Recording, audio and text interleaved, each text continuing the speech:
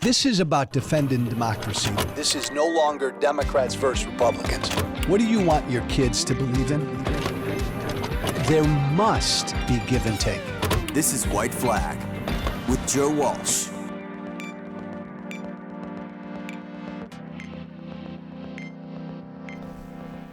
Use the difficulty. A message today that's not political this Good Friday. And for all of you like me, for all of you Christians out there this Holy Week, this Good Friday, Easter Saturday, and Easter Sunday, may we all have a blessed, reflective, solemn, joyful, ultimately joyful Easter Sunday. But a message today, Good Friday, that's not political. Bear with me. Use the difficulty. I heard a story that Michael Caine told, the longtime actor, great actor Michael Caine. He told a story that I ran into a couple days ago. He was on a talk show maybe 10, 15 years ago, Michael Caine was. And he was telling the story of how, actually it might have been further back then. Well, he was on the talk show about 15 years ago. Michael Caine told a story about in his early days of acting. In his early days of acting on the stage. He was a young actor, and he was told something that he's never forgotten back then, and something that he then tried to live his life by. He was in a play. There was a scene going on stage between a husband and a wife. They were arguing, yelling, and the husband, Michael Caine, during this scene, was waiting backstage, ready to go on, waiting for his cue to then enter the scene, enter the stage, and begin acting. So he's waiting there just off stage, waiting to come on the stage. The husband and the wife are engaged in this fight. The husband picks up a chair, throws the chair at the wife, obviously misses the wife, but the chair ends up where Michael Caine is waiting to get on stage. And in fact, the chair gets lodged into the entryway there, where Michael Caine is supposed to make his entrance. The chair's in the way. Michael Caine doesn't know what to do. His cue is coming up, and he's in a position where he needs to get on stage. This chair is wedged into the entryway, and he can't enter. An older gentleman, an older actor, who at the time was about 10 to 15 feet behind Michael Caine, saw the state of anxiety that Michael Caine was in, trying to get on stage, can't get on stage because of this chair. And the actor looked at him and said, "Use the difficulty." Michael Caine said, "What? What? I don't understand." The older actor looked at the chair, looked at Michael Caine, pointed to the chair and said, "Use the difficulty." Michael Caine looked at him, looked at the chair. And the older actor said, "What are you going to do? Are you going to trip over the chair? Use it for a laugh. Are you going to fight your way through the chair? Use it for the struggle. Are you going to stand there and begin to cry because of the chair? Whatever. Use it now. You've got to go on stage. Use that difficulty." Michael Caine, when he's telling this story, didn't explain how he used that difficulty, but he said he did. And Michael Caine said he's never, ever, ever forgotten that advice, and he, in fact, has used that advice throughout his life. to help him get through struggle, to help him get through suffering, to help him get through the obstacles, to help him get through the tough times, the bad times, the difficult times. Use the difficulty. I love that story. We all can relate to it. We all struggle. We all face enormous suffering. We all face day-to-day obstacles that prevent us from happiness, prevent us from love, prevent us from achievement. And Cain's advice, use the difficulty, is all about taking advantage of the obstacles, making the most of the struggle, the suffering. I love that advice. I love this expression, use the difficulty, embrace the suck, embrace the suffering, because it acknowledges a truth that life is a struggle, that every fucking day we face roadblocks.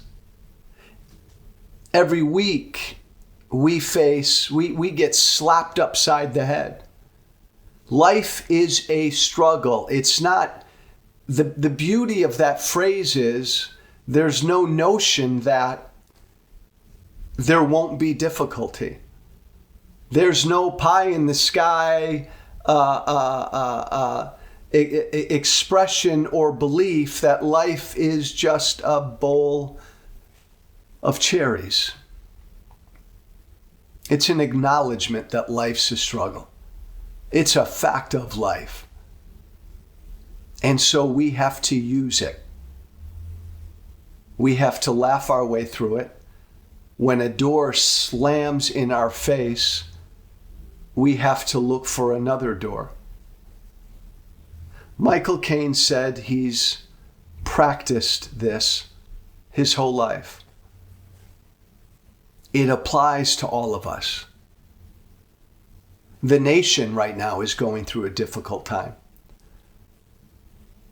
We have an election matchup for president that most Americans don't want. But we have a candidate running for president who's a horrible human being and is a real and direct threat to our democracy. And he's turned my former party into a cult.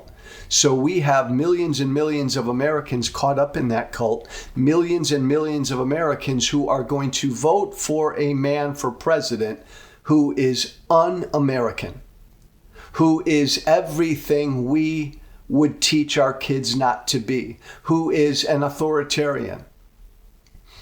This is difficult. How do we use this difficulty? We can whine about it. We can go on social media and bitch about it. Or we can use it to steel our resolve, to try to defeat it, to do what I do every day and every week, engage with MAGA Trump supporters, listen to them, try to understand them, try to move them toward the truth. I don't always succeed. And every week, talk about use the difficulty, I'm exhausted in engaging with these folks. But every week, I'm able to get one or two to see the light. I publicly turned against Donald Trump 5 to 6 years ago, almost 6 years ago. When I did it, I took a blowtorch to my livelihood and career. I lost most of my friends. I lost pretty much all of my supporters. Talk about difficult. What have I done? I've tried to use that. It is what it is, right? I'm now politically homeless. So I've used the position I'm in, the very difficult position I'm in, to try to educate people, to try to convince conservatives that voting to defend democracy is a hell of a lot more important than voting your policy preferences. And I've used the difficult position I'm in, the difficulty to try to heal the divide in this country. We all face daily, weekly life difficulties. You've been diagnosed with cancer. We all know people who've been diagnosed with cancer. I have a brother whose wife was diagnosed with severe cancer. Talk about difficulty. Use that difficulty. Embrace that suffering as best as you can for a purpose, for a higher purpose. Look, life can suck. Life can suck. But I know, like I had coaches and I had teachers who always told me, and we all had people like this, and we've read about this constantly.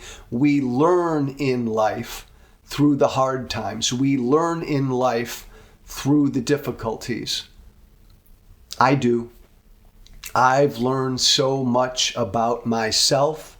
I've learned so much about the people I care about. I've learned so much about the American people because of the difficulty that I've gone through on my political journey. We don't learn a lot when life is good, when life is always great. I don't think we learn as much in the good, joyous, happy times. We need them. But it's in the difficulty. It's in the difficult times that we learn, if we learn how to use it. You're going to be faced with it tomorrow. You're going to be faced with a tough situation tomorrow. Somebody's going to throw a chair that's going to get stuck in your doorway and you're not going to be able to move. Use that. What are you going to do? Michael Caine had a choice. Turn that chair, that stuck chair in his way, turn it into a comedy. Laugh about it. Get the crowd to laugh about it. Become distraught about it. He had a scene. He had a role in the scene. A chair was in his way. It's there. Use it in the scene. Every day of our lives.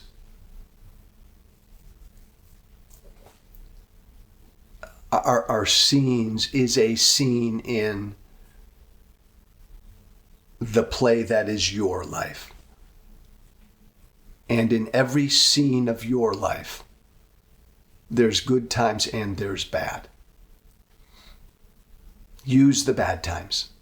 Use them. Use them. Use the difficult times.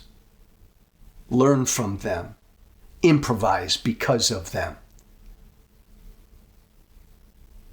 Salvage something because of them. Grow because of them. Thanks for listening. Joe Walsh, whiteflag@gmail.com. That's my email. This former congressman, former presidential candidate, now politically homeless independent, wishing you all a solemn, beautiful, peaceful, joyous Easter weekend for all of you who do celebrate.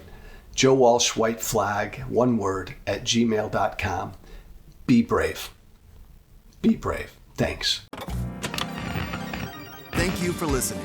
Remember to listen, share, and follow White Flag with Joe Walsh on Apple Podcasts, Spotify, and everywhere great podcasts are found. And be sure to leave a 5-star review. This has been White Flag with Joe Walsh.